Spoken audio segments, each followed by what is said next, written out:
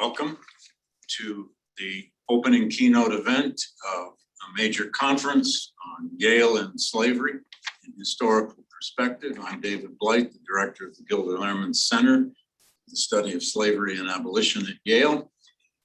Today and every day, we acknowledge that indigenous peoples and nations, including the Mohegan, the Mashantucket Pequot, the Eastern Pequot, the Schaghticoke, the Golden Hill Paugussett, the Niantic, Quinnipiac, and other Algonquin-speaking peoples have stewarded through generations the lands and waterways of what is now the state of Connecticut.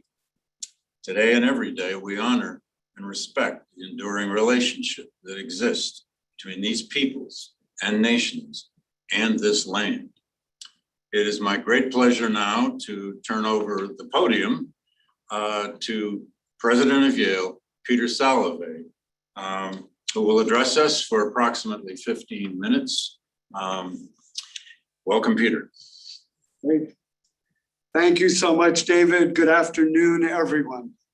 I'm Peter Salovey, President of Yale University. I look forward to the conversations we will have about Yale and slavery in historical perspective. The theme of this year's annual conference, hosted by the Gilder Lehrman Center for the Study of Slavery, Resistance, and Abolition. Very soon, I'll turn things back over to David Blight, Sterling Professor of History, Professor of African American Studies and of American Studies, and Director of the Gilder Lehrman Center. And he will introduce our special guests, Elizabeth Alexander and Jonathan Holloway. But first, I'd like to share a few reflections about the significance of this conference and the work it represents. Yesterday, I walked by Connecticut Hall. It's a building I've passed by and entered countless times since I arrived at Yale over 40 years ago. For Yale College faculty meetings alone, I've spent hundreds of hours in that building. Because of the Yale and Slavery Working Group's research, I stopped to look at that building with greater intention and mindfulness. Of course, I've known that because Yale goes back more than 3 centuries, people in our university's history must have been involved in slavery. And I've known that people who were enslaved were instrumental in building the earliest facilities used by Yale and those at similar institutions around the country. However, the Yale and Slavery Working Group's scholarship has made our past vivid and concrete. So yesterday, when I looked at Connecticut Hall, I thought about the Africans who were enslaved laying bricks and mortar to form that building, a place that has facilitated teaching and learning for generations of Yaleans. As you know, the contributions of those who were enslaved have been unacknowledged by so many of us. Yale, much like the rest of America's oldest institutions of higher education, has seldom, if ever, recognized the labor, the experiences, and the contributions of enslaved people and their descendants to our university's history or to the present.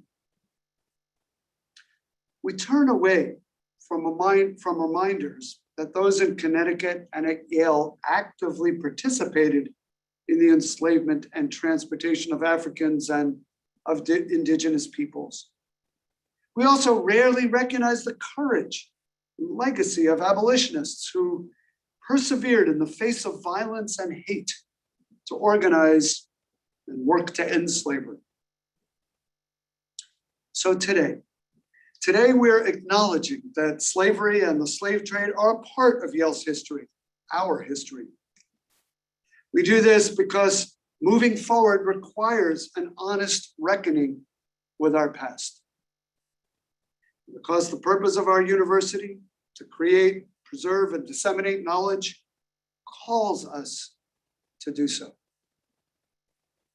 Uncovering, interpreting, and writing that history is the essential purpose of the Yale and Slavery Working Group's charge.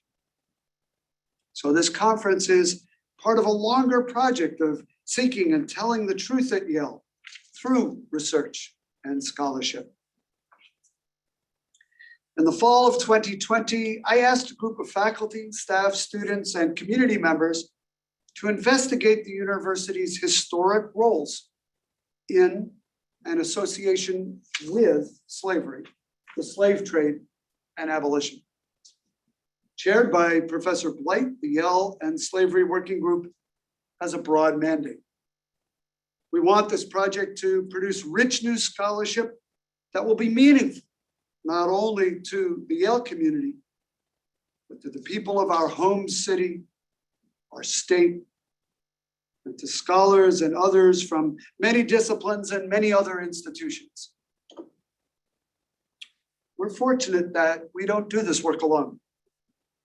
We're grateful to those at other universities who have led scholarship in this area, including the 80 institutions in the Universities Studying Slavery Consortium. As we learn from the shared commitment, varied approaches institutions are taking to reckon with their past, we'll determine how Yale will find its place among them. Also appreciative of and encouraged by those who have similarly moved Yale forward in key moments over the past 3 centuries. In every generation, individuals in our community have encouraged us to expand our moral conscience. I think of those who led anti-slavery efforts from centuries ago, such as abolitionist James W C Penton, who liberated himself from slavery and went on to study at the Yale Divinity School, although he was not allowed to enroll officially, nor enjoy the privileges of being a matriculated student. He served as a delegate to the Second World Anti-Slavery Convention in London and recruited Black soldiers for the Union Army. He's now remembered through a portrait and a scholarship and a classroom named in his honor at the school. And I think of Yale graduate Cassius Clay, who lost a 4th term in the Kentucky House of Representatives because of his fervent opposition to slavery. He survived an assassination attempt, mob violence, death threats, to go on to be a major general with the Union Army. The History Department awards a postdoctoral fellowship named after him. And a more recent history, I think of the students who founded the Black Student Alliance at Yale and the Association of Native Americans at Yale during times when Black and Indigenous students were excluded from full engagement with university life. Those students ushered in extraordinary changes on campus, including the development of our African American Studies major and our Afro-American Cultural Center. This was one of the first campus Black cultural centers in the nation. And some years later, students led to the creation of our Native American Cultural Center. I also think of coeducation and how those trailblazers, including women of color who faced additional intolerance and prejudice, transformed Yale. They went on to catalyze major shifts in other institutions in so many fields and so many professions and communities around the world. Their examples inspire us to look at the findings of the Yale and Slavery Working Group with both an aim to understand what got us here and to improve our future. The initial findings to be discussed at this conference are as simple as they are sobering. We must not look away from the fact that enslaved Africans worked to build Connecticut Hall. We must not look away from the fact that leading figures associated with the founding and early years of the college enslaved Africans and Indigenous peoples. We know that the consequences of slavery include inequality and injustice, as well as anti-Black and anti-Indigenous hate. So we are taking initial actions to reconcile what we know of Yale's past with our responsibilities in the present. In the months to come, we'll provide additional details about these preliminary steps. First, we must ensure that our institutional memory reflects the full detail and texture of our past. The monuments and works of art on campus serve as reminders of who we are, who we were, who we aspire to be. However, what surrounds us does not reflect our whole history and presents an incomplete narrative of our identity. Therefore, I will ask the Committee on Art in Public Spaces to engage our community in a process leading to a permanent memorialization of enslaved people who have thus far been silenced by our university's history. By memorializing the Africans and Indigenous people who were enslaved, we ensure that all those who work, live, and visit our campus will know the truth about our past. Second, we must address the reality that the descendants of those who were enslaved and those who have been historically marginalized because of their race and color do not have equal access to higher education. And in 1831, prominent members of the Yale community helped New Haven leaders prevent the establishment of a college for Black students in our city. So we must strengthen our connections with historically Black and tribal colleges and universities so we can work together to reduce the cost of a college education and to create pathways for students to move among our institutions to enhance their studies.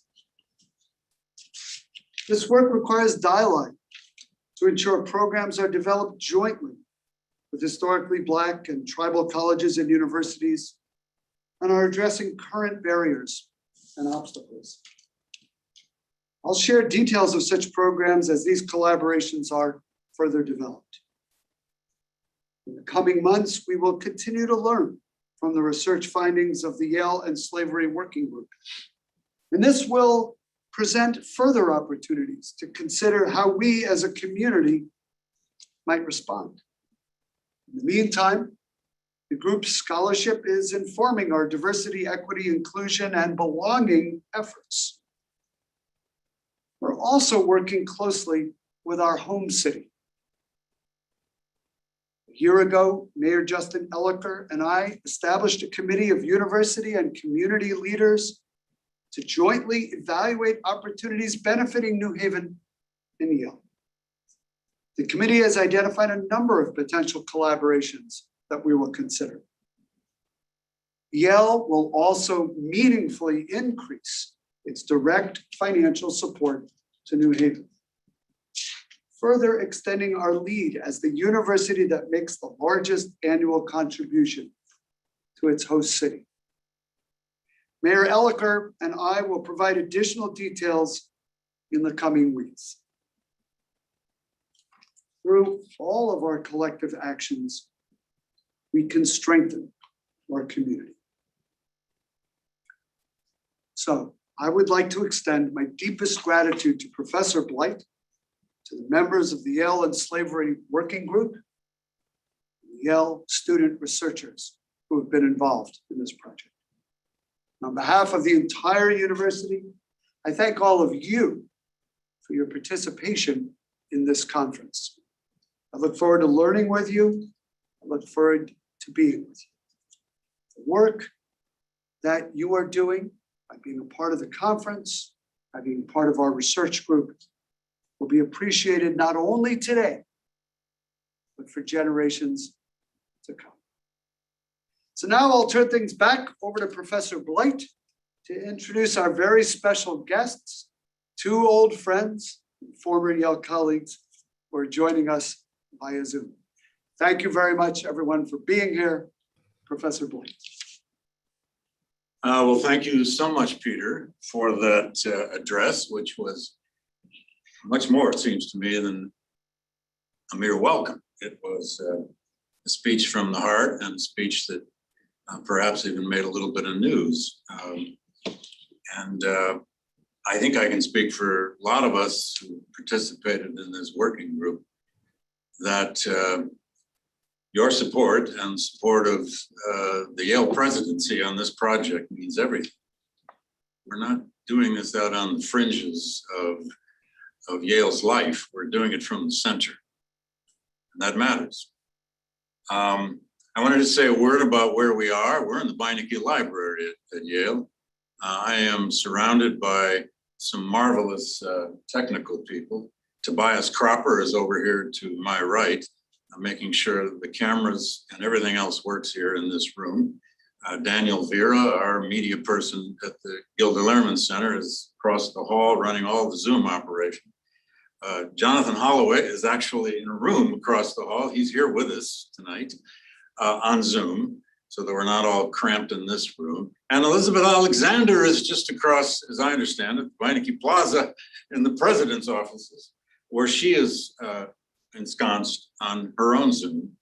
And I am in this room with Michael Moran from Beinecke here, who has been my comrade in this whole project, and Michelle Zaks, who is our associate director at the Gilder Lehrman Center. And they are making sure that all of us in this room are staying on cues. It's quite an operation, and everything here is embedded in the ceiling, and I'm impressed. I want to first acknowledge the members of this working group and our researchers. I'll do this as quick as I can, but this is a very large coalition team effort to study Yale's more than 300 years of the problem of slavery, race, abolition, and their aftermath. I want to first acknowledge my own staff at the GLC. Melissa McGrath, our administrative assistant, Lisa Monroe, who runs our Legacies of Slavery project, Tom Thurston, our director of education, Daniel Vera, already mentioned, our media person, without which we can't do anything these days, and Michelle Zaks, who has been intimately involved in planning this conference. Anyone involved in this conference has heard from Michelle about 50 times. Now, the working group is composed of faculty, librarians, who are crucial to this, community people, and of course, students as researchers. Paula Bertucci, Deborah Cohen, Jay Gitlin,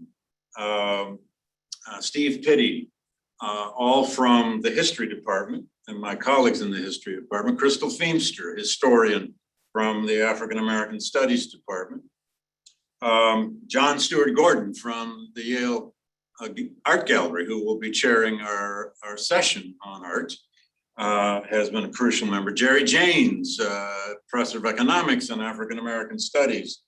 And then from the community, two crucial people, Adrienne Joy Burns and Charles Warner, who live in the city of New Haven.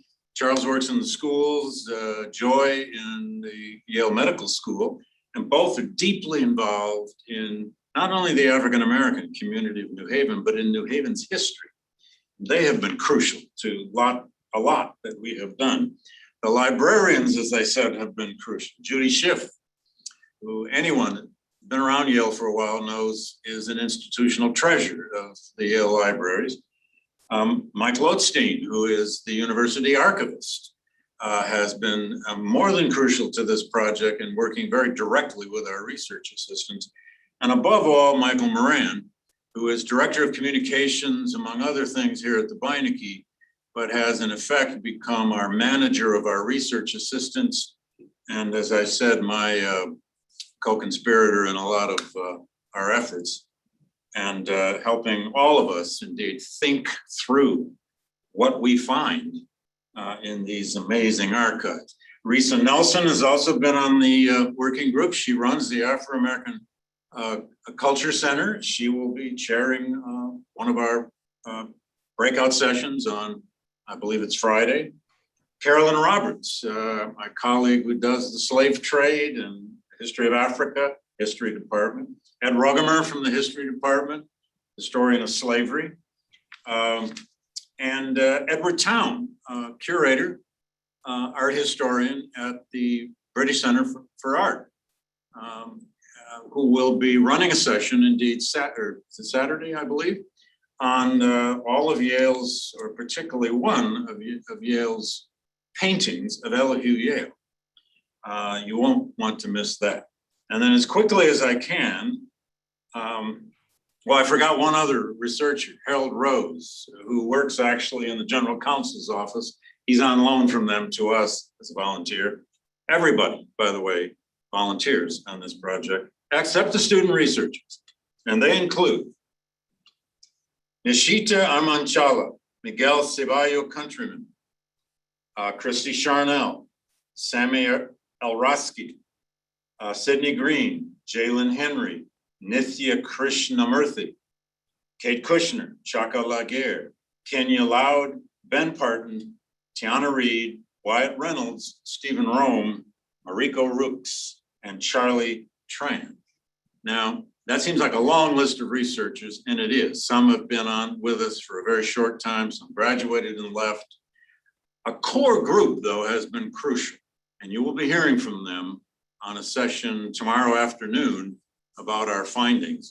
They have been our team captains, as we call them, one on the 18th century, one on the 19th century, and one on the 20th century. And I must say, I'll let them speak for themselves, but it has been a remarkable experience for some of these students to dig into these archives, mostly in digital sources, though not entirely by any means, as you can see behind me, through the pandemic months to help us dig out this story. And what we produce in the end, in terms of the research, is going to be in great part due to their skill and their dedication to continuing to dig. Every assignment we give them, they go and find 2 assignments to do. And I would just also say quickly that we are not going to merely write a report about Yale and slavery over time. We're going to write a book. It's going to be a narrative book. It's not going to be a report full of bullet points that you can throw on a shelf. It's going to be a story of Yale's history through the lens of slavery, race, the abolition movement, and the long aftermath of the end of slavery, which has so many manifestations here at Yale, including that remarkable war memorial over there just across the Beinecke Plaza. Now, I want to say just a few words about why we're even doing this, and then I will introduce our very special guests. As Peter suggested in his speech, this has something to do with the present. There's no question. It has something to do with the kind of long present we're living through, at least dating from the massacre in Charleston at Mother Emanuel AME Church.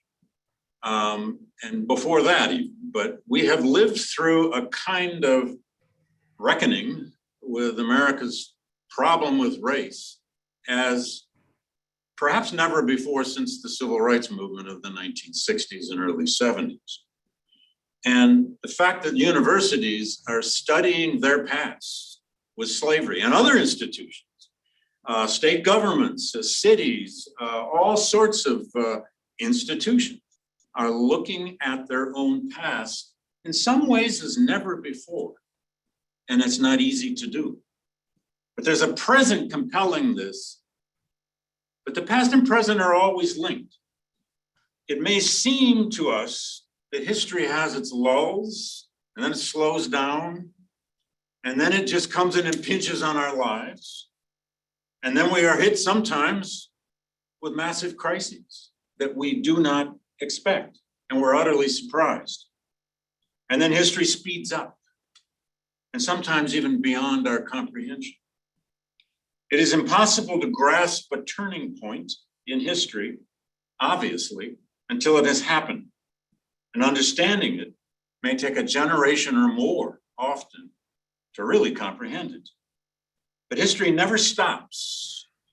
Cause and effect never take a day off.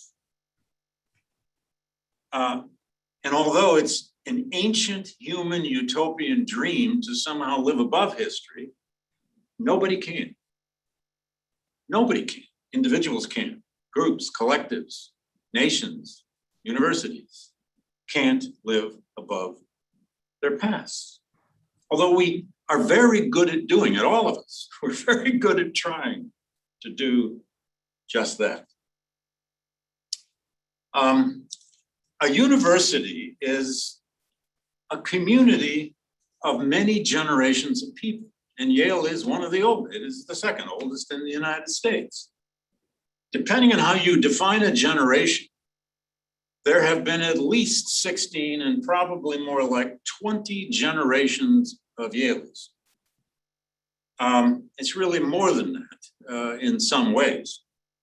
Yale has been an 18th century institution, a 19th century institution, a 20th century institution, and now it's 21 years into being a 21st century institution. And these are very different centuries that we're trying to probe into and understand. Yale was born in a very foreign world, a pre-modern world, a time, the early 18th century, when the very concept of individual liberty, of human rights, were at best ill-formed and in many ways non-existent in the public sphere. There were virtually no written constitutions, although before the end of that century, there'll be a lot of them. There were no written constitutions and virtually no functioning republics when Yale was born here in this frontier society of colonial Connecticut. Theories of human inequality were everywhere. Theories of human equality were hard to find. They did exist. They were hard to find. And although it is in the course of that 18th century, it is in the course of that 18th century that the world would experience this enormous intellectual enlightenment, the thing we call the Enlightenment, and then the age of revolutions, the American, the French, the Haitian revolutions. It is in that century that Yale was born, and it grows into the beginnings, at least, of a nearly modern university before the end of the 18th century, and surely it did in the 19th century. Slavery and the African slave trade flourished and grew and became defined by race in America in that 18th century. And slavery was a prevalent institution, for those who don't know, in colonial Connecticut and colonial New England and the colonial North more generally. In 1760, still a decade and a half before the American Revolution, there were 41,000 slaves, most of them Africans or African Americans by then, in the northern colonies alone. By the 1790s, there were 6,000 slaves remaining in Connecticut and Rhode Island, which of course are adjoined. Pennsylvania still had 3,700 slaves in the 1790s, and New York, 20,000 slaves in the 1790s. All right, Yale transitions into that 19th century. It grows into a more modern institution. It creates its professional schools, the divinity school, the medical school, the law school, and others, although Yale had always been a divinity school, and in some ways always has been. It not only survives, but thrives into the age of the American Civil War. We will be discussing that a great deal in the conference and certainly in our study, because it's as it was for the country, the Civil War era was a huge turning point in the history of Yale. One might argue, in wishful thinking, not as huge a transition as one might have wished. And then into the 20th century, Yale truly sought to become a national university, and it did. And one of the ways it became a national university was by recruiting Southerners back to Yale. They started doing that even in the 1870s in the wake of the Civil War. But an aggressive campaign we have uncovered was enacted in the early 20th century to recruit the South back to Yale. And that war memorial in what used to be Woolsey Hall is built, created, conceived in and all about the reconciliation between North and South that occurred in the early years of the 20th century. I'll stop there with my survey of this story and get to our main event, the most important part of what we're doing, and that is our two special guests, both dear friends of mine, former colleagues of mine, always colleagues, I think. First, Jonathan Holloway. Jonathan, both of our guests need no introduction at Yale, I suppose, but they do for the students now, I suspect. Jonathan is president of Rutgers University.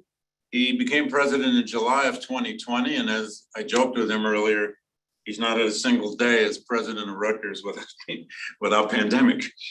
And he just told me he never even met his cabinet members in person until nearly a year into his presidency. He came to Yale in 1999 as a professor, but he did his PhD at Yale and his BA at Stanford University. At Yale, he became the Edmund Morgan Professor of African American Studies and History. I want to say a little bit about his work. He's been a prolific scholar, and he's still writing, amazingly, while being president. And by the way, when he left Yale, after being dean of the college, he went on to Northwestern, where he was provost for 3 years, I believe, and then on to Rutgers just a year ago. But Jonathan's the author of Confronting the Veil, Abram Harris, Franklin Frazier, and Ralph Bunche, a study of the three great Black social scientists of the mid-20th century. He's also the author of Jim Crow Wisdom, Memory and Identity in Black America since 1940. And he's also published a collection of Ralph Bunche's work. He's co-editor of Black Scholars on the Line, Race, Social Science, and American Thought in the 20th Century. He edited his own edition of Du Bois's The Souls of Black Folk, and he is now working on a book entitled A History of Absence, Race, and the Making of the Modern World. I just want to say Jonathan's one of the best colleagues I've ever had. He was a huge supporter of our GLC while he was here, chaired the FM department. And Jonathan, you may have forgotten this. I chaired your tenure committee, I think, somewhere around circa 2005.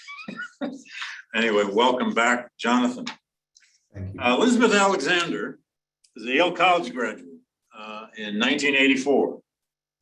Did her PhD at Penn, though she also studied poetry with Derek Walcott at Boston University, who was at that time, as I understand it, one of her heroes as a poet. And she just went there and decided to study with him for a while. She's a much decorated American writer, poet, educator, memoirist, scholar. She is now president of the Andrew Mellon Foundation, the nation's largest funder of the arts and culture and humanities in higher education. She's held professorships at Smith College, Columbia University, and of course here at Yale, where she taught for 15 years. Incredibly popular courses in literature and poetry, and indeed chaired the African American Studies Department in one of its stages of rebuilding. She serves on the Pulitzer Prize Board, and as many will know, she was the inaugural poet for President Obama's first inauguration in 2009, where she authored the famous poem, which also became title of a book, Praise Song for the Day. She's also the author of many other, I think it's a total of 10 or 11 books of poetry and prose and memoir. Her book, American Sublime, and her memoir, The Light of the World, were both finalists for the Pulitzer Prize. Her other books include her first one, The Venus Hottentot. I'm particularly fond of her collection called Antebellum Dream Book, and I have many other favorites. But I'm actually, as my own personal tribute to Elizabeth, just going to read one quick line of one of my favorite of your poems, Elizabeth. And what it shows is that Elizabeth's poetry is often deeply historical. It's often rooted deeply in her personal story and in her family life. It's rooted in this idea of South and North, but sometimes it's also just witty and fun and playful, if not even serious at the same time. In her poem called Ars Poetica, number 100, I believe, she writes, "Poetry is what you find in the dirt in the corner. Over here on the bus, God in the details. Then only way to get from here to there. Poetry," and now my voice is rising, "is not all love, love, love. And I'm sorry the dog died. Poetry, here I hear myself loudest, is the human voice. And are we not of interest to each other?" There's a humanity in those lines that I just wanted to express. So Elizabeth, welcome back to Yale. Welcome back, both of you. And we're going to have a discussion about what this conference and what this problem of slavery and universities is all about and what it confronts us with. Am I to see them up here? I went, oh, there you are. Hi, hey, Jonathan, Elizabeth, welcome. Well, this is going to be a freewheeling conversation, my friends. We have no particular agenda here except to try to solicit from you guys wisdom. So I hope you brought some tonight. Now, each of you spent 15 to 20 years of your lives here at Yale. Actually, even more if you count undergraduate years, graduate school, and all the rest. You've been student, faculty, chairs of a department, dean. You've gone on to be major leaders in the world of higher education. What does it actually mean to you two that Yale University is now taking this step, what Peter just described, a full-scale study of its past through this lens that you have written about, probed, and studied all of your lives? What does it mean to each of you? Jonathan, you want to go first? Sure. First of all, thanks for having me. I was really honored to be invited to this, and although I'm quite happy and certainly happily busy at Rutgers, there is still a feeling, having spent over 20 years here, that when home calls, you come. I mean, I'm a traditionalist in that way. So I'm pleased to be here. I am really excited about this conference and really thrilled to hear Peter's prologue and the statements and declarations he is making. There's a lot of history I can go through, and I'll just try to be brief. Actually, I want to hear from Elizabeth more than I want to hear from myself. We want both of you. Okay. Well, you know, one thing you skipped over in my biography, which is fine by me, and I'm using this language quite intentionally. I was the master of Calhoun before all those titles were changed. And for the longest time, I will fully confess, when people asked me about changing the name, I said I was opposed to changing the name. Not because I liked Calhoun, not at all, but because I was worried that Yale, like any other institution, especially old ones, might change the name and then congratulate itself and walk away from its own decisions. And for me, that would be unacceptable. I didn't like the name Calhoun, but I didn't trust Yale enough. And this is a hard thing to say, you know, since it's home in so many ways. I didn't trust Yale enough to do something other than celebrate its modern wisdom while ignoring its decision, in this case, from 1933. So for me, hearing, I mean, Peter and I have talked about, this on and off for years now, through very difficult times and through more peaceful times. For me, knowing that, David, you've been tapped to do this, that you have a large collection of people, also top-rate scholars, working with you in this collaborative project, and now that Peter is making declarations that are of material consequence beyond just feeling good or reckoning. I think this is really quite important. And I admire institutions that are unafraid of their pasts, since that speaks to a kind of maturity that we can recognize there are some difficult things about who we are, but we are going to talk about them. We are going to wrestle with them, because that is the only way we're going to get better. And as you said in your opening comments, David, universities are doing better in this regard. But what it took to get them to this place was something to behold, and that we are still processing. So there's a lot in there, but the bottom line is I'm really quite thrilled that that this is an academic project being led by the leader in the field, with the resources behind it, and then already a declaration of material resources on the other side that will be of consequence to Yale and to New Haven. I think that's wonderful. Thank you, Elizabeth.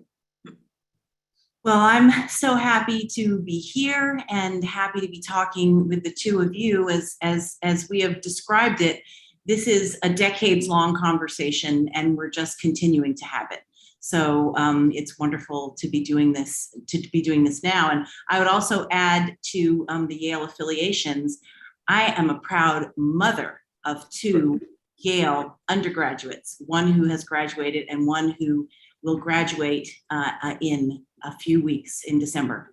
So, so we give all that love for the finish line, and who, David, you have educated one of them, and Crystal Feemster and Ed Ruggemer, and so it's beautiful to be amongst my children's teachers as well. And Jonathan, you talk about home, which makes me think of Robert Frost saying home is where, when you have to go there, they have to take you in. And what I would add on is that I believe home is a place where we can have the hardest conversations, the most challenging conversations in a safe and healthy way. Because I think that looking at history has to be an ongoing, healthy, evolutionary process, because institutions evolve. They don't change overnight. I loved your description, David, of kind of the way these things happen. They evolve. And so when I think about your question, what does it mean that this is happening now? I think it's great. And I think that your research, I hope we will get into it, is stunning. The things that you all are finding, Professors Ruggemer and Feemster in teaching their class right now, with students who are continuing this research. I think it's absolutely extraordinary. And to Peter's remarks, I think that, and we talked about this some this morning, what is so important in thinking about slavery is thinking also about Saidiya Hartman's usage of the term, the afterlife of slavery. What is the legacy of slavery? What is the legacy of slavery at Yale as it moves us into the century? And I wanted to read Hartman's, quite beautiful description. If slavery persists as an issue in the political life of Black America, it is not because of an antiquarian obsession with bygone days or the burden of a too long memory, but because Black lives are still imperiled and devalued by a racial calculus and a political arithmetic that were entrenched centuries ago. This is the afterlife of slavery: skewed life chances, limited access to health and education, premature death, incarceration, and impoverishment. So, slavery and its legacies, and a very holistic look in place and time is what I hear you doing, and what I want to urge as the sticking point of the work moving forward. I think that also, you know, in that spirit, it is important to say that it's wonderful that it's now, and it's too late that it's now. You know, we've been having these conversations a long time, and I wanted to take us even further back to John Blassingame and to his work done here on this campus, the slave community, that important. I'm not telling you all something that you don't know better than I do. I'm telling everybody out there. What does it mean to do history from the perspective of enslaved people and their lives? That landmark work not only was made here, but affected the way generations of people think and were taught here. And by the way, another Yale PhD, Saidiya Hartman. So, you know, it's important to sort of put that legacy out there.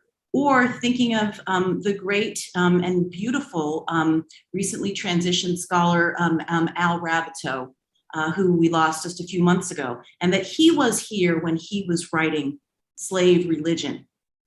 That important work that also looked at life from the perspective of enslaved people.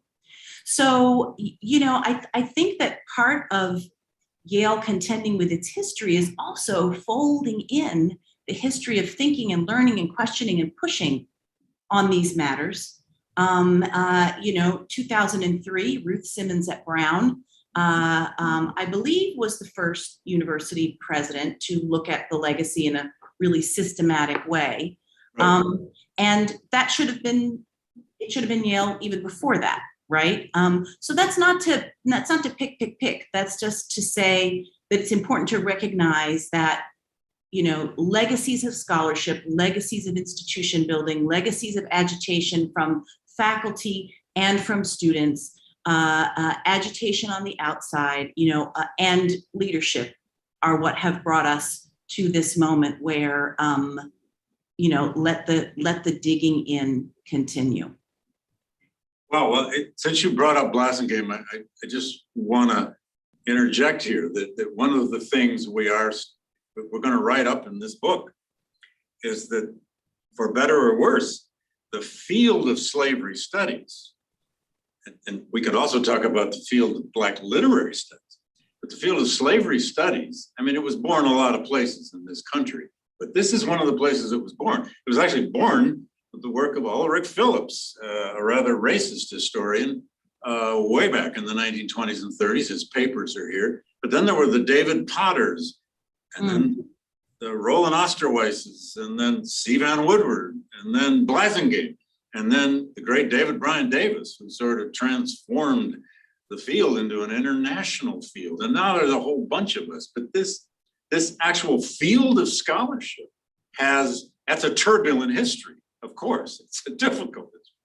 But it's born and raised here at Yale in many ways. And I feel a certain sense, it's not the only reason to do this, I feel a certain sense of almost obligation to that tradition, you know, to carry it on here. And you can say the same thing about literary studies.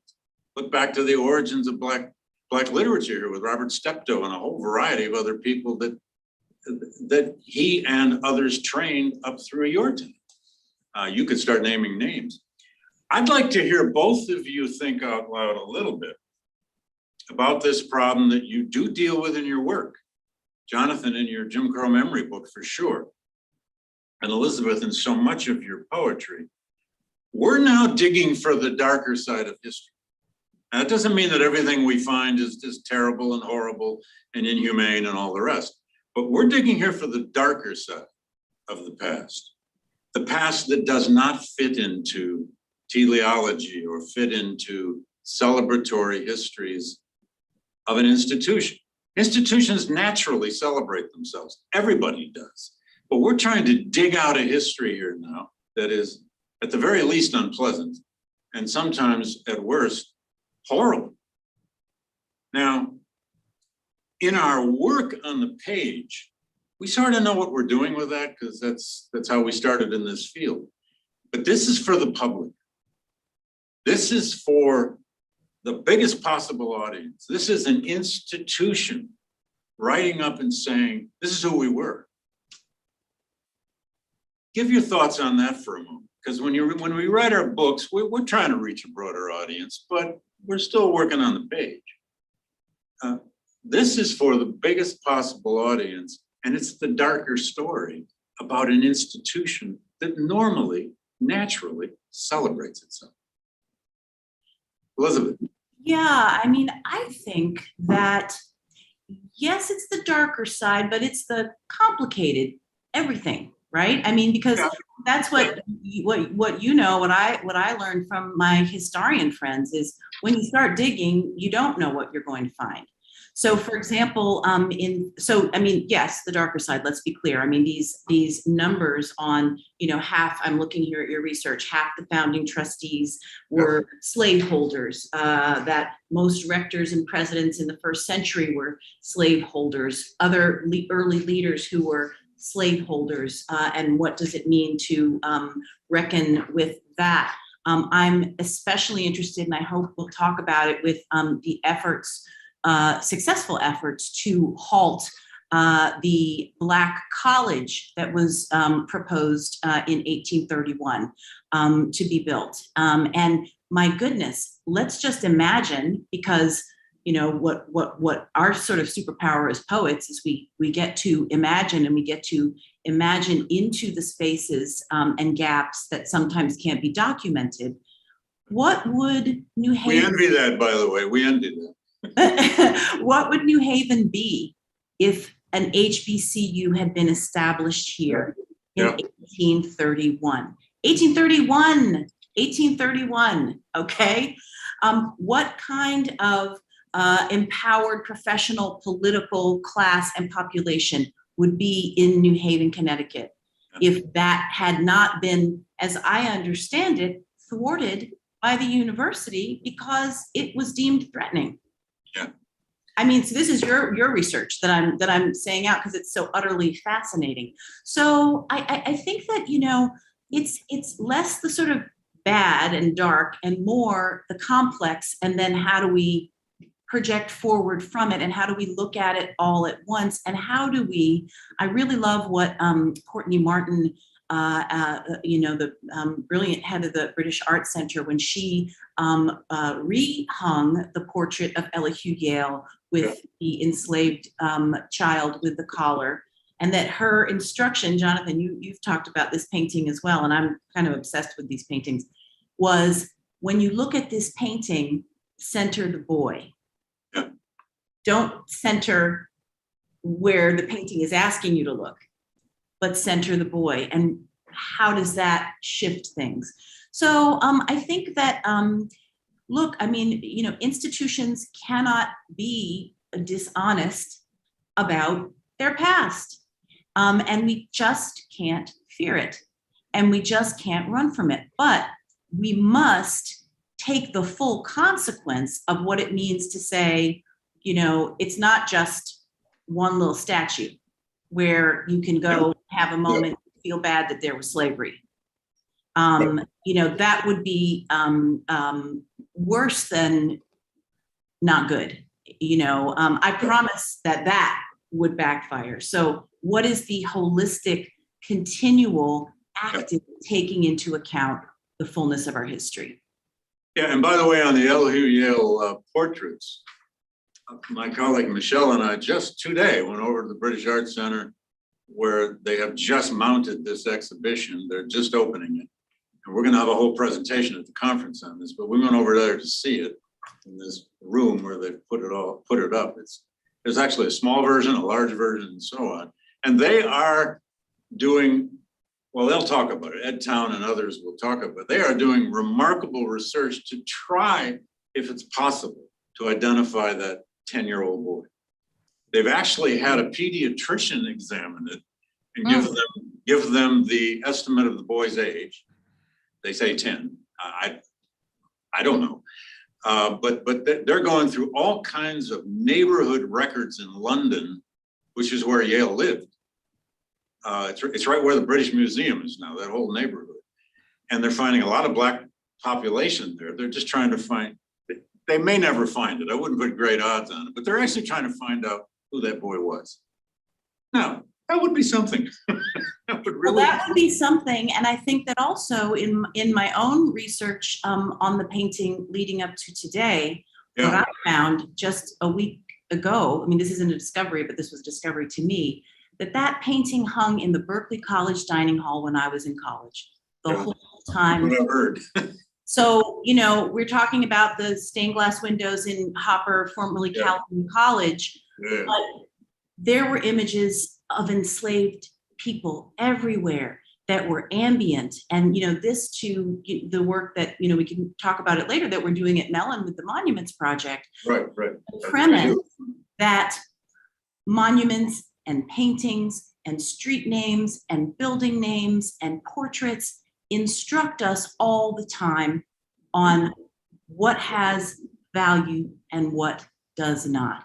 So to all those undergraduates, and not just the Black ones, who ate under that painting for years on end, I think we have to reckon with what that means and look at that too. Thank you. Jonathan, writing the dark history.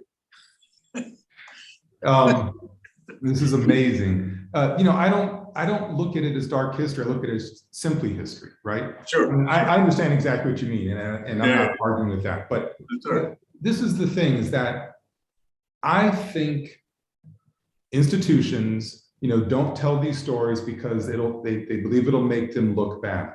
Yeah. I actually think I look at it in a totally different direction. Maybe from the dark side, to continue the metaphor, is that look how exceptional we are as institutions if we actually are able to talk about ourselves. Think about the work, the labor that was going on to build Connecticut Hall, to build places at Rutgers, to build so much of the North and the South. And by erasing that history and somehow feeling like, well, that's at a remove, we won't be able to find these things out, we're actually doing something really violent to the people, like another layer of violence. What happens though if we start to talk about the people who were, the child in that painting, who may or may not have ever existed, but is certainly there as representation of power and authority that Elihu Yale had? What if we do start talking about these people? What if we start talking about, in the Rutgers context, the people who weren't just slave holders and naming them, but also the people, the enslaved people who built part of the campus?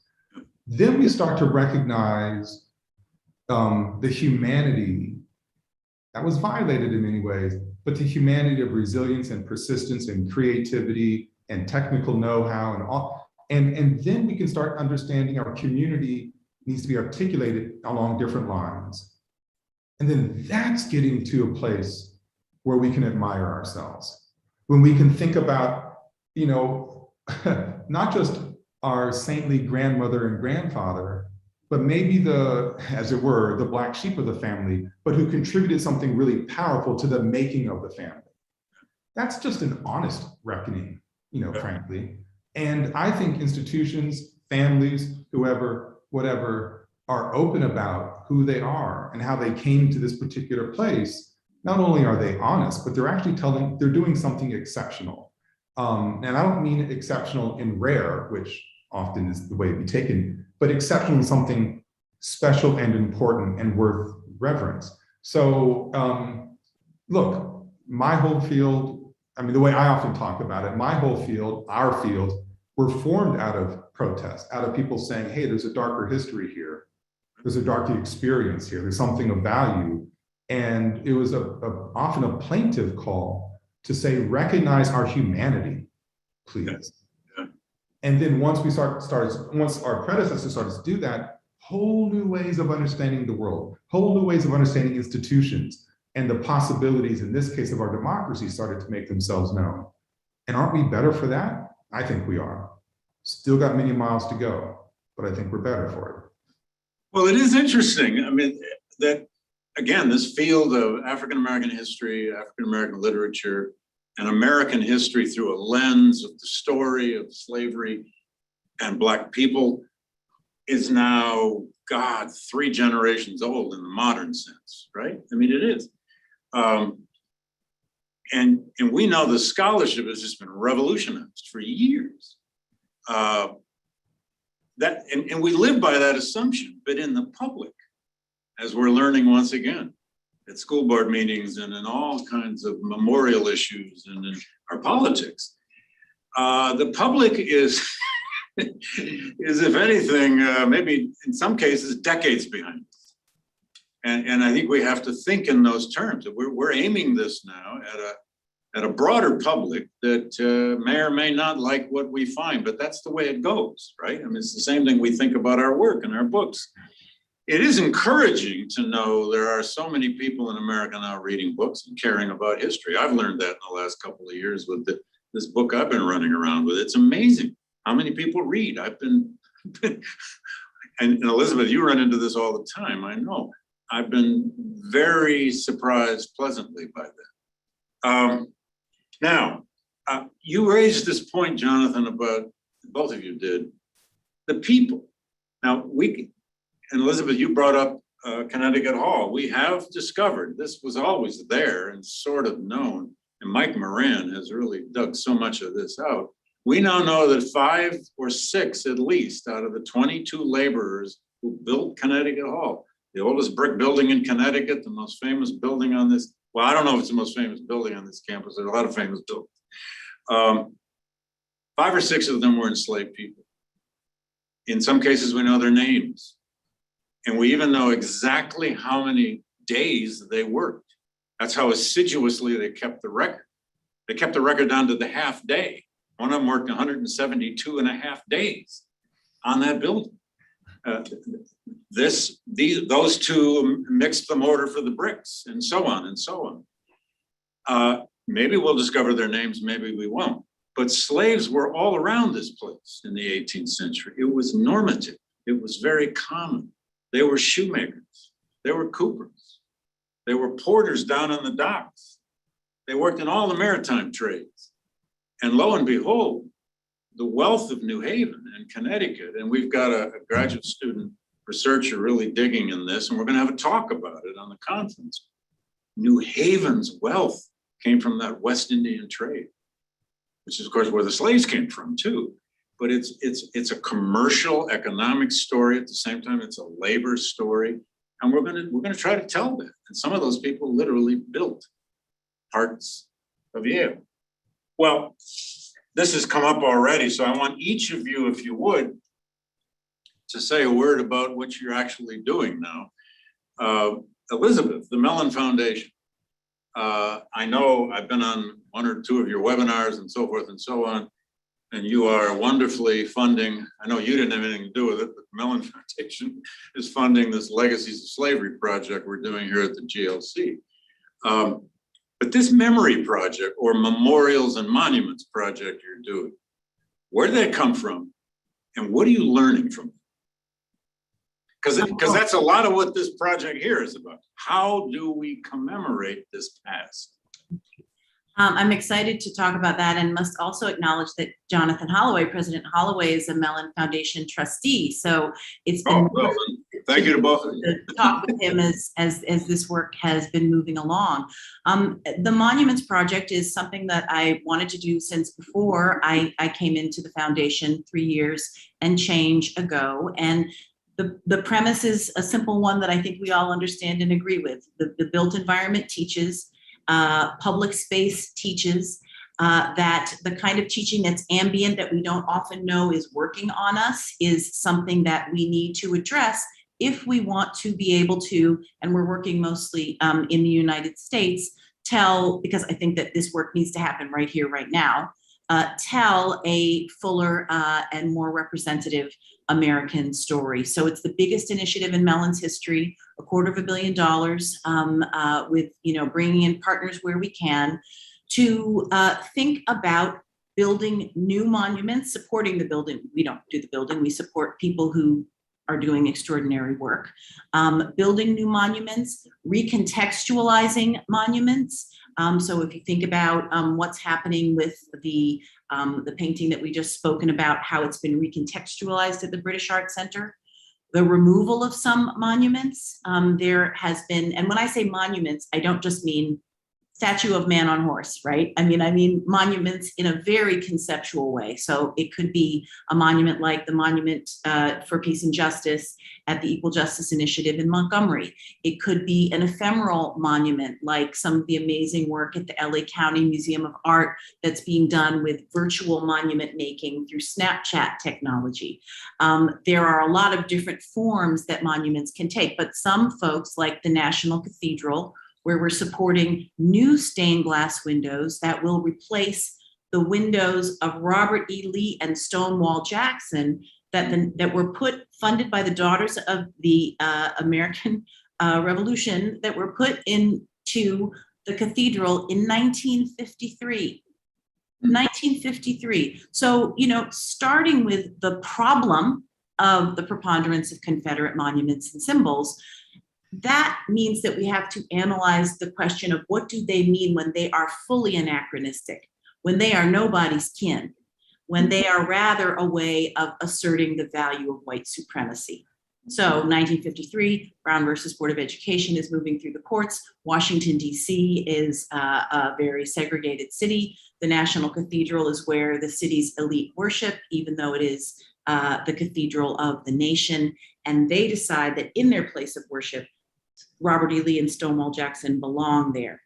Now the cathedral has said that is an impediment to worship. They elected to remove them. And what we will be supporting is the artist Carrie James Marshall making new stained glass windows for that space.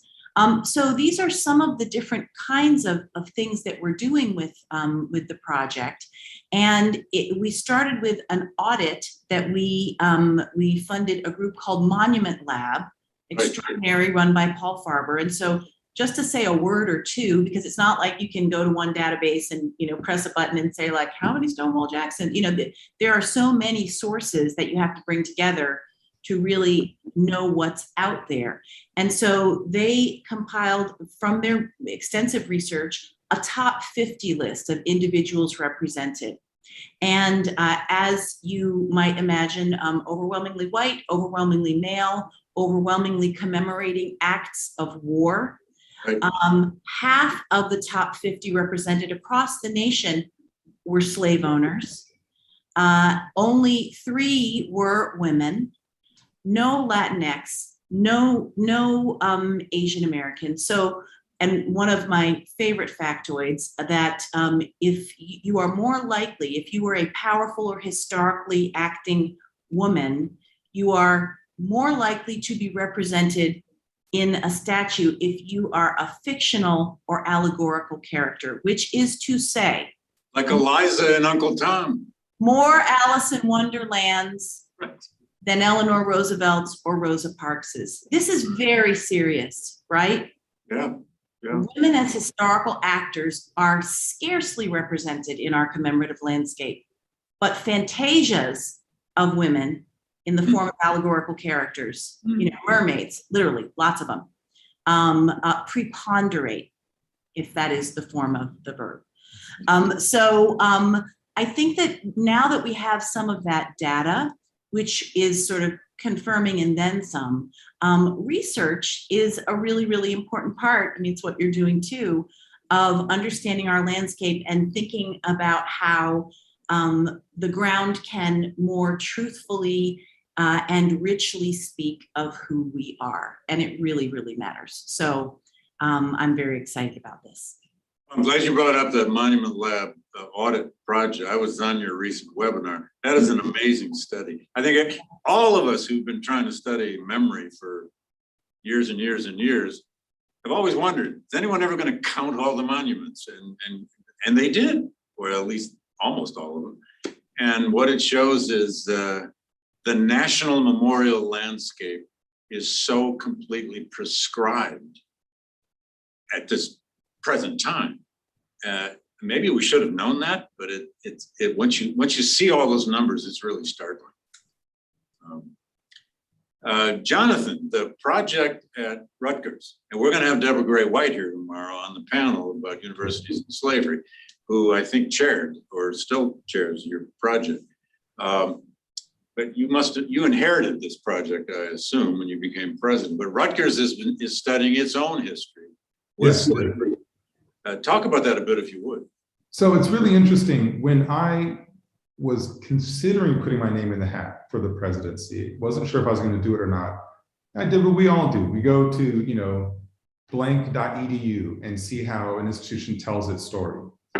And I was, gobsmacked, because what I didn't know was happening, that when I was doing this, it aligned with the university's celebration of the centennial of Paul Robeson's graduation.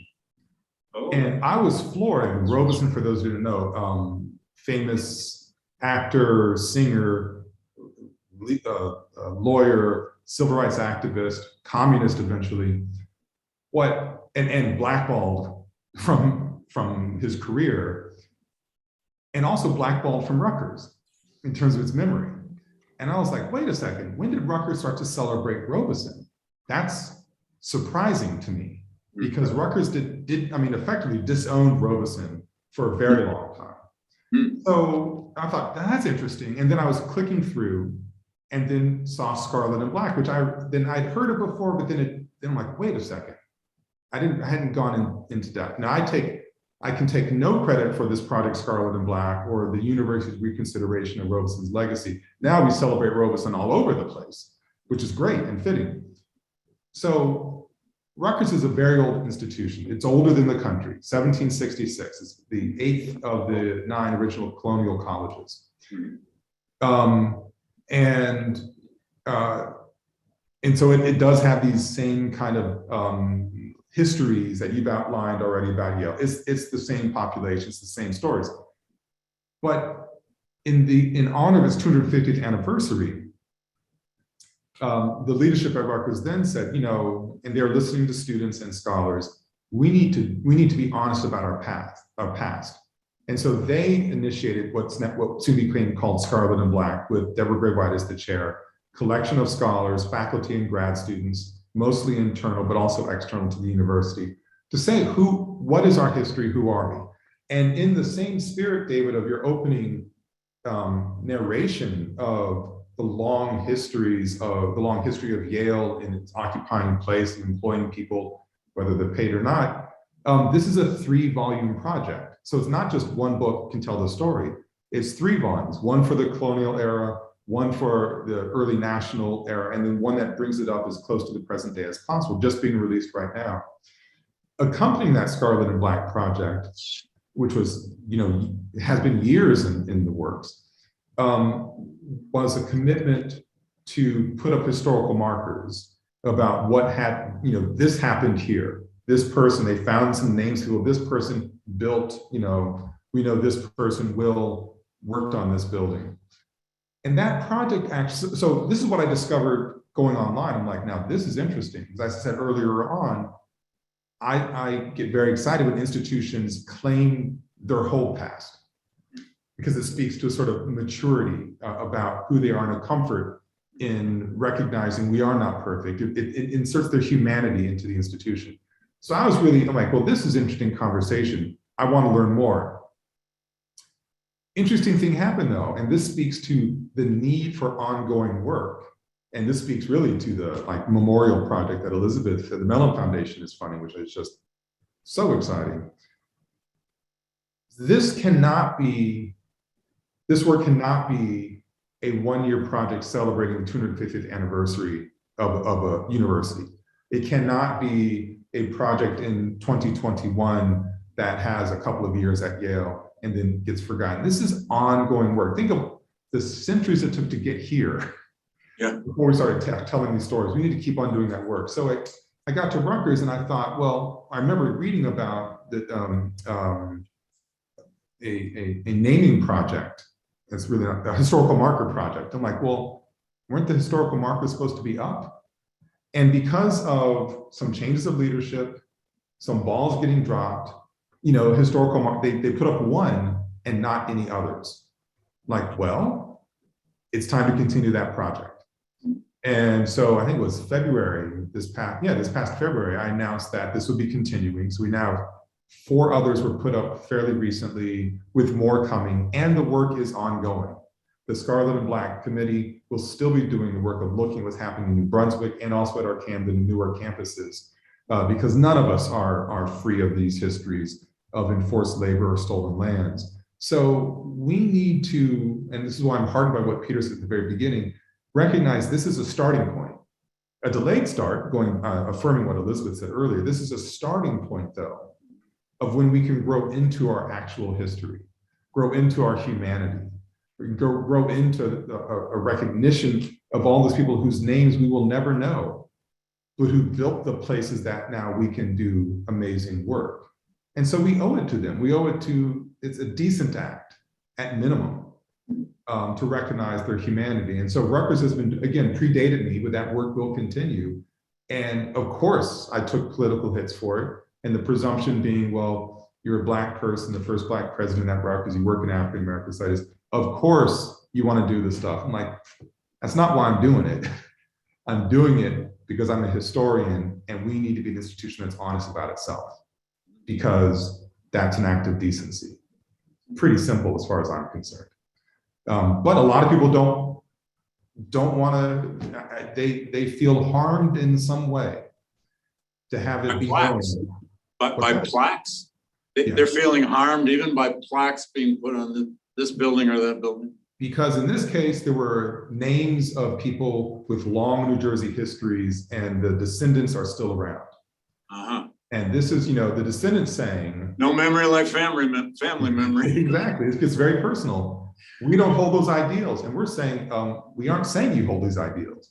What we are saying is that, in this case, 240 years ago, yeah, the person with this name owned human property and profited from it. This is a fact. We have the records. I'm not saying you in 2021 are a vile person. I'm just talking about the facts. But that's a very hard thing for families to reckon with, because we in this country are starved for shortcuts always, and never interested in a longer story. And we've seen that play out. Hell, on January 6th, we saw that play out, shortcuts and conspiracies and nothing, trying to push facts and knowledge into the dustbin. And if I could just add to that, Sure. it's such important work, Jonathan. I think that what the resistance illustrates is that empowered willful ignorance is a problem. Yes. And, I think that part of the goal also is to get us to the point where willful ignorance is no longer a hiding place. When, learning about the lives of the people who built Connecticut Hall will be amazing. I also would like us to get to the point where, who else but enslaved people was going to build Connecticut Hall? If we already understand what you've laid out, David. If we understand the 18th century, that's not that surprising, but we shouldn't be surprised. We Right, shouldn't be surprised. And I think that, with the Monuments Project, I am always going through the exercise and asking others to think from the perspective of, you're holding the hand of a 6-year-old child who is reading the landscape without all of the politics. Some things are obvious and plain. When I took my children to Monticello when they were very, very little, I remember, one of them said, when they said, and Thomas Jefferson built this magnificent, Monticello. And one boy politely whispered, he built it by himself with his own 2 hands. Because he knows you can't build it yourself by your own 2 hands. And Right. then when we went to his beautiful, famous study that looks out on, he said, do you think he felt sad watching the slaves out that window? So my point is, we can breed that out of ourselves and tamps down willful, empowered ignorance will be the undoing of institutions, communities, and the country if we don't deal with it. well, the country, it's so important. We have a climate right now, obviously. No one needs to have us tell them. We have a climate of great division, great polarization, and division over many things, politics, race, class, and 100 other ways. But we're also and there's an audience out there that doesn't like what we're doing, and they're running people for school boards to get rid of what they think is an improper way to teach about race and slavery, which make us laugh sometimes because we've been doing this for 50 years. But we can't not do this. I think that's your point. We can't not do this in this climate either. We don't have that choice. We were not going to do a lot of Q&A, but my colleagues here just put up a question here from the great and wonderful John Pepper, who both of you probably know. John's former chair of the Yale Corporation, history graduate in 1960, and a great supporter of the GLC. I just saw him 2 weeks ago in Cincinnati, and I knew John was tuning in tonight, and John is asking both of you, what is the single most important thing Yale or Rutgers could do to overcome the vestiges of slavery? The single most important thing. That's a John Pepper question, I warn you, because he's probably got a list of 8 others and he just chose one. So, single most important thing. It might not be a single thing, it might not be an object. It may be a method, it might be an idea. What the single most important thing would be? John, go ahead. Oh, I'll let Elizabeth go first. That's a hard one, I know. And this isn't a news flash that this is what I believe. We've talked about, I think the single most important thing, especially with the incredible excesses of wealth that have been generated in the last year by Yale, by the Andrew W. Mellon Foundation, during this time of national crisis, wealthy entities have gotten obscenely wealthier.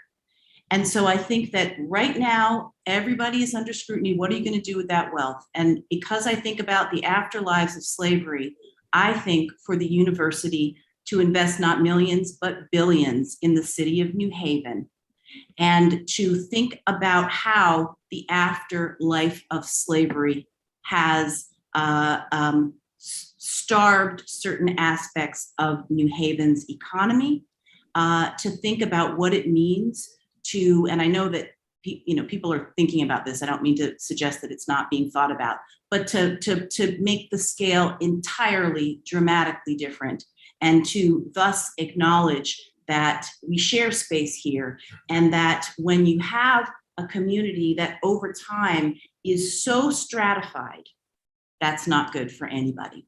So that's what I think. And I think it's a great answer, but it also speaks to the very different types of institutions. Rutgers and Yale, major research universities with top-rate scholars and great students, but our resource bases are radically different.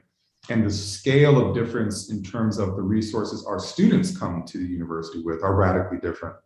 Rutgers is significantly larger by head count in terms of student population, and with one of the largest percentage Pell eligible populations in the country, significant first generation. So when I look at, and that's one of the reasons I was really compelled to explore the opportunity at Rutgers, the idea of being in service to transformational education at a scale I never experienced before is really exciting. So Rutgers doesn't have the billions to reallocate, doesn't even have the tens of millions to reallocate in those kinds of ways.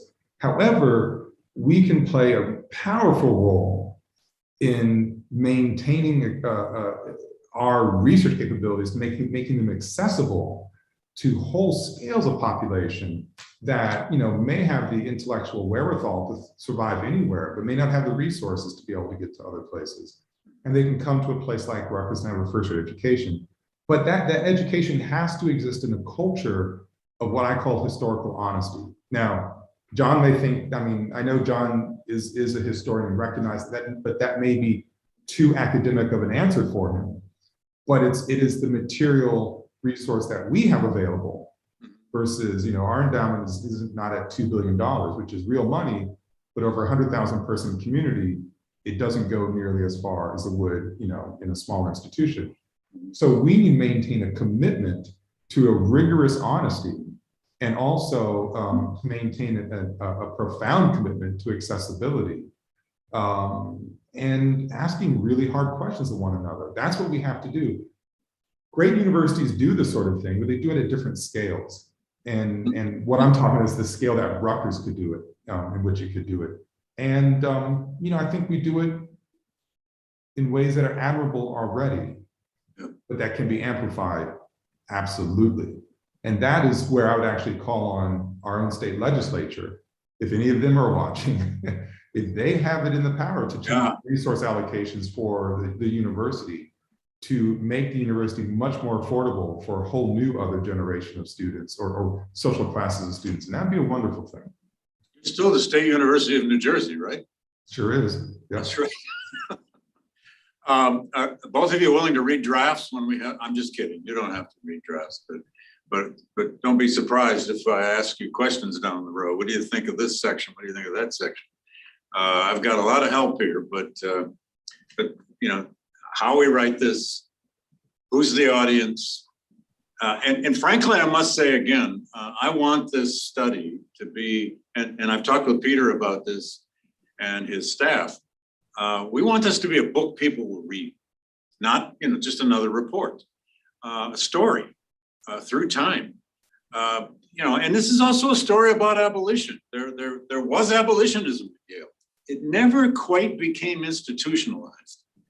But under the presidency of Woolsey, which was a long presidency, 26 or 7 years, I believe, from the 1840s till well after the Civil War, he was himself anti-slavery, but abolitionism to a degree thrived on the campus. Before the 1850s, it had a hard time here. In the 1850s, it got traction. We're going to tell that story too. And there's going to be, I must tell you, part of the research, I don't think that was in what we sent you, is we had a research assistant who wasn't employed. He could work on this full time. And he went through 75 or 80 years of the Yale Daily News, which is all digitized, about student life, about what's going on campus. And there's a racial story there that is not pretty. It's revealing, it's interesting. And we're gonna have to decide, you know, how much of that becomes part of this study too, because it's about institutional life, the way, the attitudes of students, et cetera. I could give examples, but I'll spare the audience at this point. You know, David, if I could intervene for a second, one of the things that you're thinking about, and I think it's great and right that you're aspiring to write something that's going to be read and by different populations. And this is where we as academics need to get out of our own head, because we write for one another, and you write for a learned popular audience. I aspire to that and never pulled it off. But one of my colleagues at Rutgers, Erica Dunbar, amazing historian. I know her well. She won the Douglas Prize 3 years ago. Won the Douglas Prize, that's right. Because she writes so well. And she just scored a major, this is a new thing for historians. Martha Jones did this so recently as well. I think an 8-book deal with a private company. I can't remember which one, so I'm not going to say. But I wouldn't want to live with that. Well, she's a particular kind of scholar. Yeah. Importantly, I think 4 or 5 of the books are, no, more than that, are children's literature and adolescent literature. She's already done one, I think, for children. She has. And also, I think at Biden's inauguration, she was one of the talking heads for, I think, Nickelodeon for Kids, Nick Kids, I can't remember what it's called. Yeah. We all need to be thinking about audiences at multiple levels. So to go back to Elizabeth's point of thinking of the 6-year-old holding somebody's hand and try to taking in the ambient information around, that it can't just be in books. It can't just be in Yale University press books. Nothing against them, I've published with them, they're great. But it needs to be in trade, in pop literature, in children's books, and also in video. And historians, I think we've been very slow to adapt to that format as a way of telling our stories. I know that's part of the work that's happening with this project, which is great, but video at a certain altitude as well, I think. Well, we're thinking a lot can come out of this project other than this book, not to mention additional small conferences, visual products, a film. I mean, I want to say, behind me here, I hope people can tell that my comrade Michael Moran has brought out a sampling of the kinds of resources and archival resources in particular that we have been using on this just as backdrop here today.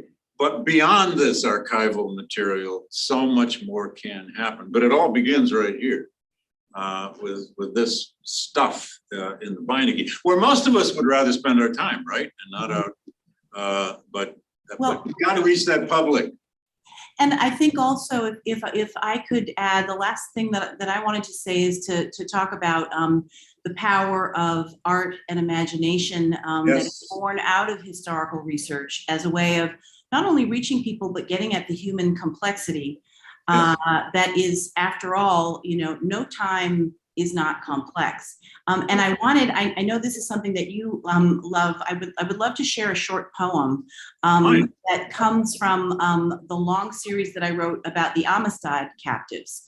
And it's an epic poem that has lots of history in it, and that also has some imaginative space in it. Love that poem. There's a section in here, that is about the Yale professor, a white professor in the early part of the 19th century, Josiah Willard Gibbs.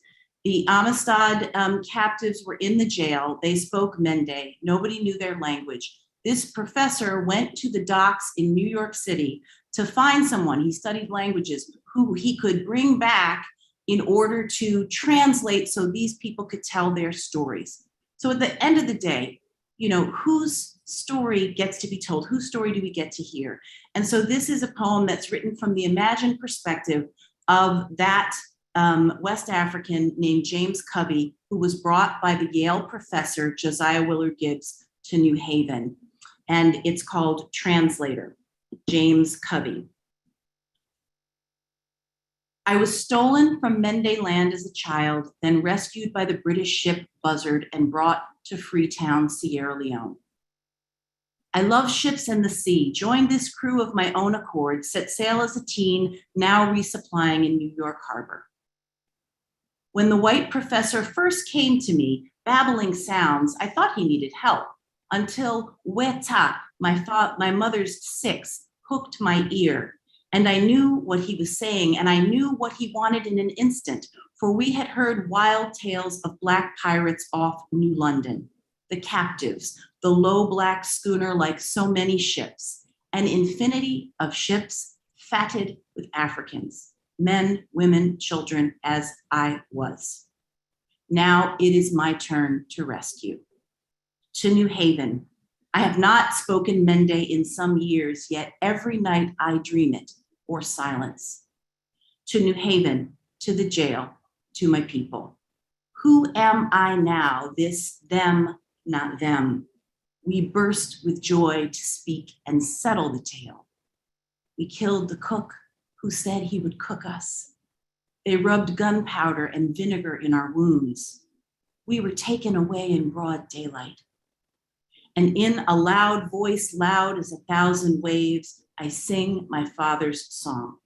It shakes the jail. I sing for my entire Black body. And that is a story about Yale and slavery too. Whoa, Elizabeth, some portion of that, with your permission, is going to be the epigraph on our chapter on the Amistad case. You got it. Got it. I'll let you know what part.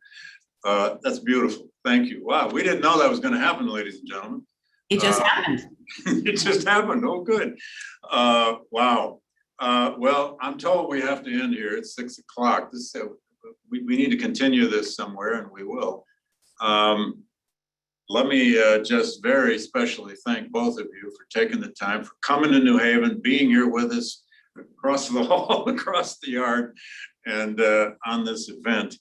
I want to say also, we have engaged the great a cappella group, The Shades, 3 times during the conference. The first will be in just a moment, when we will be playing their version of Lift Every Voice and Sing, the great hymn by James Weldon Johnson and his brother Rosamond.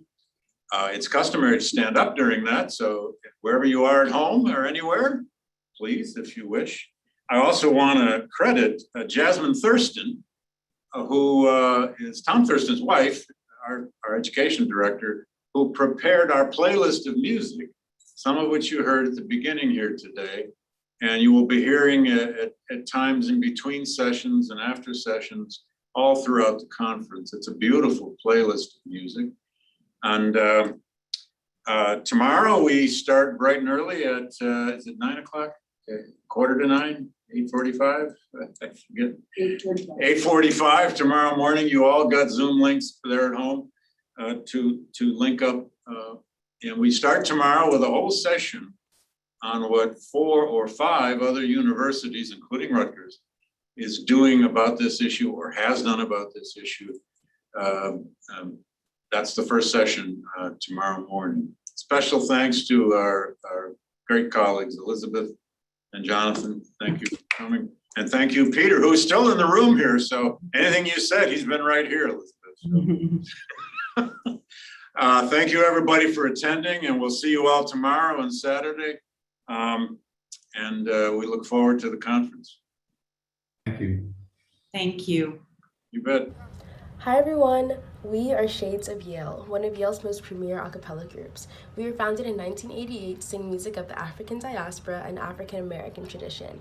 Today we will be singing Lift Every Voice. Often referred to as the Black National Anthem, Lift Every Voice was first a poem created by James Weldon Johnson, a Black writer and civil rights activist. It wasn't until 1905 when his brother, John Johnson, composed music for the poem and turned it into the song we know today. We also want to welcome you to the Yale and Slavery and Historical Perspective Conference. Commissioned by Peter Salovey, a group of historians, librarians, student researchers, and community members is researching the connections between Yale, slavery, and racism.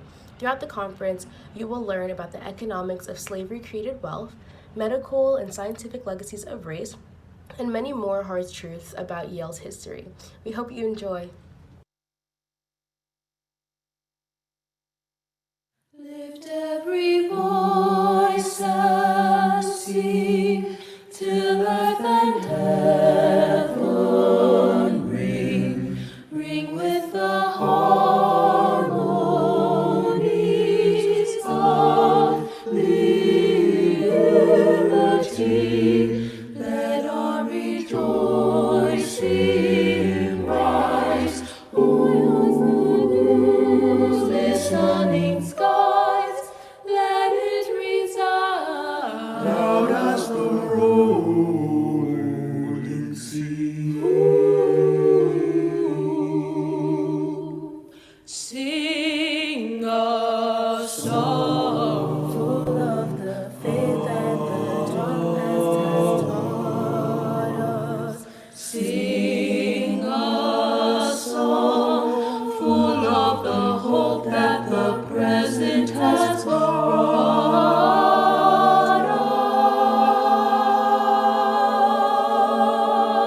us. Facing the rising sun of a new day begun, let us march on. Gotta keep on. Let us march on, marching on. Let us march on, gotta keep on marching. Let us march on, keep on marching, marching. Let us march on, gotta keep on marching on and on let and us on. march on. Amazing grace. Let us march on. How sweet the sound. Let us march on. I once was alone, Let us march on. but now I'm found. Let us march on. Ooh, ah. Let us march on.